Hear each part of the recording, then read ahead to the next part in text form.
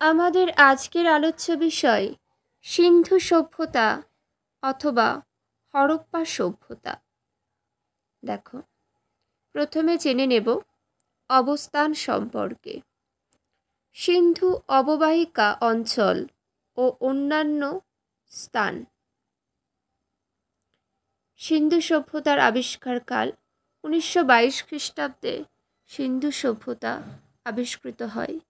আবিষ্কারক সিন্ধু সভ্যতা আবিষ্কার করেন রাখালদাস বন্দ্যোপাধ্যায় এবং দয়ারাম সাহানি। মনে রাখবে, সিন্ধু সভ্যতা আবিষ্কার করেন রাখালদাস বন্দ্যোপাধ্যায় ও দয়ারাম সাহানি। পরবর্তী প্রশ্ন, প্রাচীন তত্ত্ব। 3000 থেকে 1500 খ্রিস্টপূর্বাব্দ।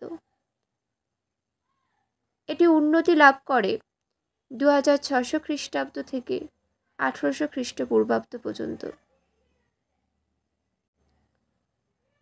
সিন্ধু সভ্যতা ছিল তাম্র ব্রোঞ্জ যুগের সভ্যতা।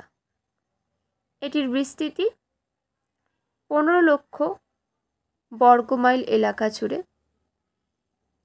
সিন্ধু বা হরপ্পা সভ্যতা ছিল মূলত নগর কেন্দ্রিক সভ্যতা। সিন্ধু সভ্যতার মানুষদের জীবিকা ছিল কৃষি, পশুপালন, কৃষিকাজ করা, পশুপালন করা, ব্যবসা বাণিজ্য ইত্যাদি। সিন্ধু সভ্যতার মানুষদের খাদ্য ছিল গম, যব, বার্লি, খেজুর, দুধ, মাছ ও মাংস। এবার জানব সিন্ধু সভ্যতার প্রধান কেন্দ্র যেগুলো খুবই বিখ্যাত ছিল। মহেঞ্জোদারো, হরপ্পা।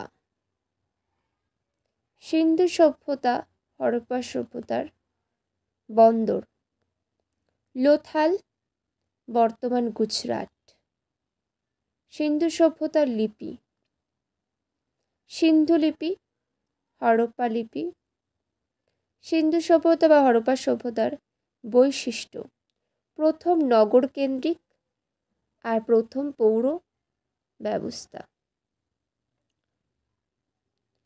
প্রাগৈতিহাসিক যুগের ভারতীয় অধিবাসীগণ।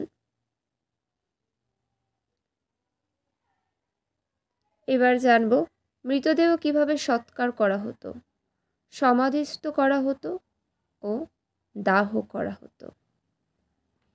পরীক্ষণ পদ্ধতি: রেডিও কার্বন 14।